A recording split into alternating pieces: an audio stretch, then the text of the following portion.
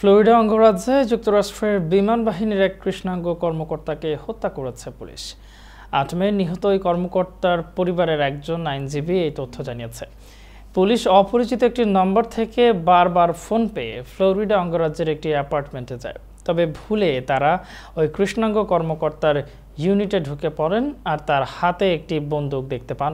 এরপরই তারা ওই বিমান কর্মকর্তাকে নির্মমভাবে গুলি করে হত্যা করেন। নিহত এই বিমান কর্মকর্তার নাম রজার ফোর্সন। 23 বছর বয়সী ফোর্সন হার্লবার্ট ফিল্ডের বিশেষ অপারেশন শাখায় ছিলেন। এক বিবৃতিতে নাগরিক অধিকার বিষয়ক আইনজীবী বেন ক্রাম্প বলেছেন, মার্কিন পুলিশ যখন ফোর্সনকে হত্যা করে তখন তিনি এক নারীর সঙ্গে ভিডিও কলে কথা বলছিলেন।